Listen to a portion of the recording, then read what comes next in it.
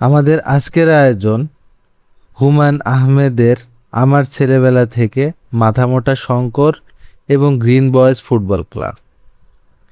3 থেকে 4-এ উঠব। বার্ষিক পরীক্ষা এসে গেছে। বাড়িতে বাড়িতে পড়াশোনার ধুম। আমি নির্বিকার।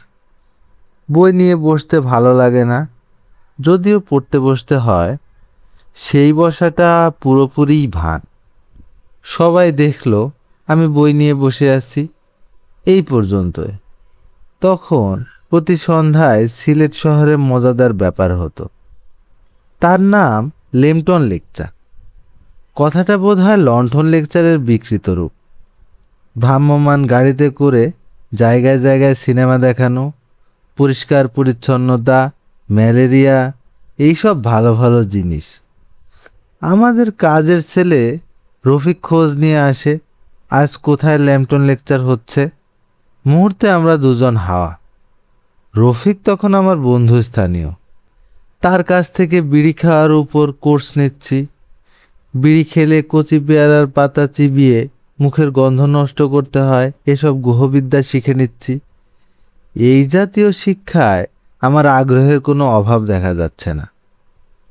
লেমটন লেকচারের ভূত আমার ঘাট থেকে নামানোর অনেক চেষ্টা করা হলো, নামানো গেল না। মা হাল ছেড়ে দিলেন।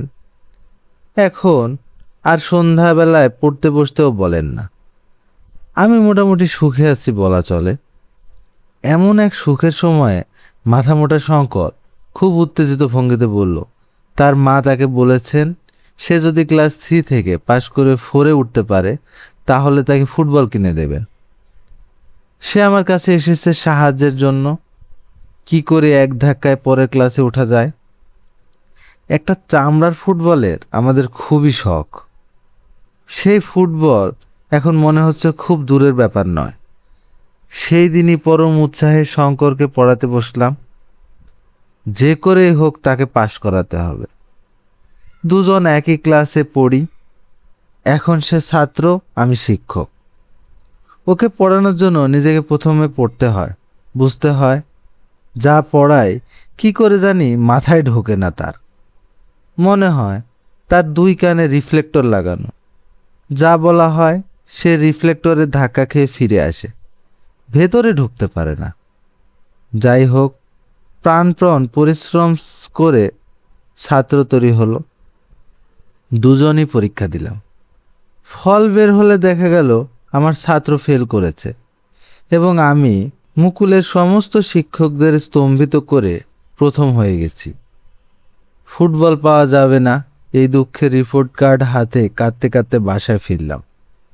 এই রুদ্র ঘটনা বাবাকে খুব মুগ্ধ করল। বাসায় যেই আসে বলেন, আমার ছেলের কাণ্ড শুনুন।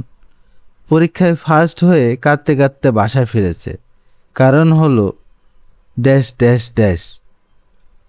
এই ঘটনার আরেকটি সুফল হলো, বাবা মাকে ডেকে বলে দিলেন কাজলকে পড়াশোনা নিয়ে কখনো কিছু বলার দরকার নেই। ও ইচ্ছা হলে পড়বে, ইচ্ছা না হলে না। তাকে নিজের মতো থাকতে দাও। আমি পরিপূর্ণ স্বাধীনতা পেয়ে গেলাম। এই আনন্দের চেয়েও বড় আনন্দ, বিশেষ বিবেচনায় মাথামোটা শঙ্করকে প্রমোশন দিয়ে দেওয়া হলো। তার মা সেই খুশিতে তাকে একটা 1 নম্বরই ফুটবল এবং পাম্পার কিনে দিলেন। গ্রিন বয়েজ ফুটবল ক্লাবের প্রতিষ্ঠা হলো। আমি ক্লাবের প্রধান এবং শঙ্কর আমার অ্যাসিস্ট্যান্ট। আমাদের বাসার কাজের ছেলে রফিক আমাদের ফুলব্যাক, অসাধারণ খেলোয়াড়। এতক্ষণ আপনারা শুনছিলেন হুমায়ূন আহমেদের লেখা মাথামোটা শঙ্কর এবং গ্রিন বয়েজ ফুটবল ক্লাব। ধন্যবাদ সবাইকে।